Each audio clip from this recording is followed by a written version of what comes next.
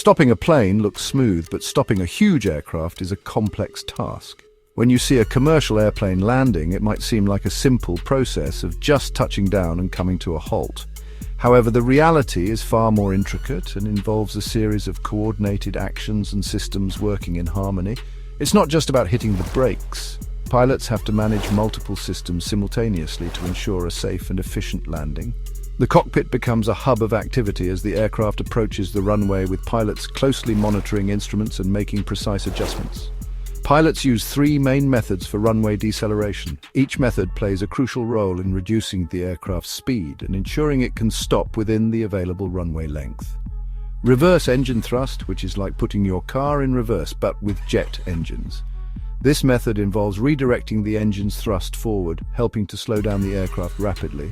It's a powerful tool, especially useful on shorter runways or in adverse weather conditions. Then there are the wheel brakes, which are powerful brakes on the aircraft's wheels.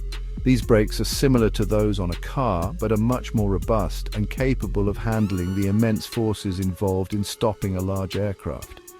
They are activated once the plane's wheels make contact with the runway.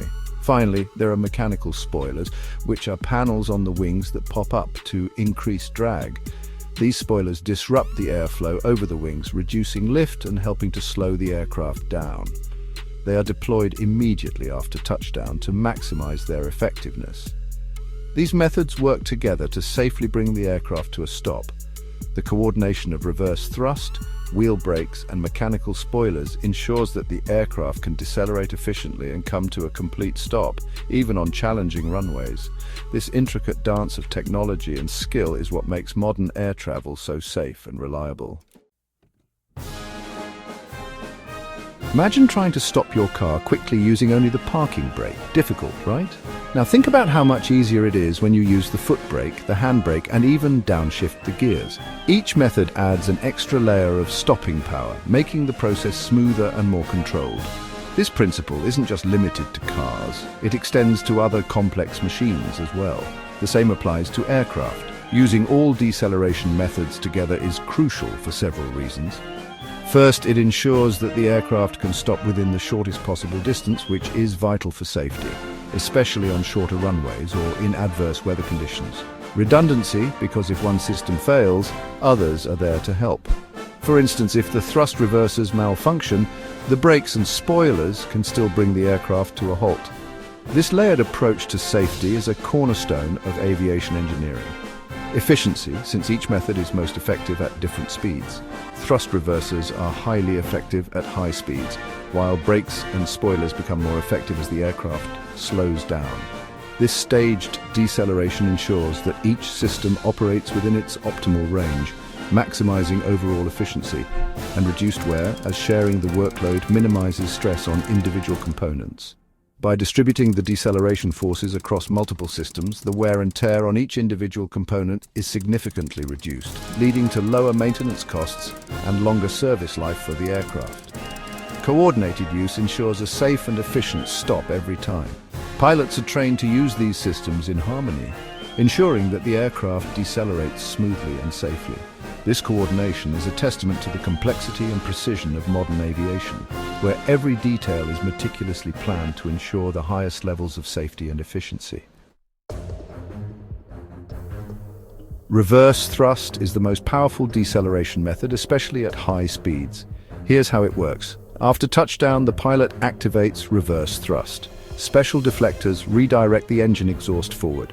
This creates a backward force, helping to slow the aircraft down. Reverse thrust significantly reduces the distance needed to stop, particularly crucial on shorter runways or during emergencies. Once the aircraft has slowed down considerably, wheel brakes become the primary means of deceleration. These brakes are incredibly powerful. They use multiple discs and calipers per wheel to handle immense heat and pressure. Anti-skid systems prevent wheel lockup, ensuring maximum braking efficiency. However, their effectiveness depends on factors like tire condition, brake pressure, and runway surface. You might have seen spoilers deploy on landing, those panels that pop up on the wings. These aren't just for show. Spoilers disrupt airflow over the wings, creating aerodynamic drag that slows the aircraft. By disrupting lift, spoilers put more weight on the wheels, making the brakes even more effective. This dual action makes spoilers a valuable tool for runway deceleration. Just like driving a car, runway conditions significantly impact braking performance. Water and ice reduce tire friction, increasing stopping distances. Snow or slush can clog wheel brakes, reducing their effectiveness. Build-up of rubber on runways can make them slippery. Pilots carefully assess runway conditions and adjust their deceleration techniques accordingly. Unfortunately, there have been instances where improper use of deceleration methods led to serious incidents. These incidents serve as stark reminders of the critical importance of adhering to established procedures and protocols during landing.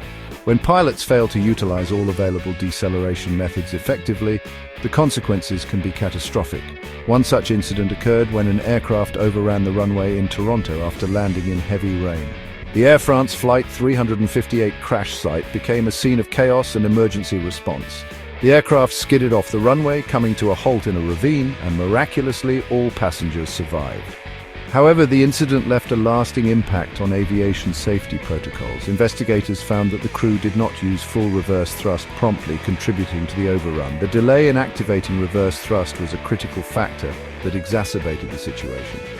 This finding underscored the necessity for pilots to be vigilant and responsive during landing, especially in adverse weather conditions. Another notable incident involved an aircraft sliding off the runway in Chicago while landing in snowy conditions. The Southwest Airlines Flight 1248 incident highlighted the challenges of winter operations.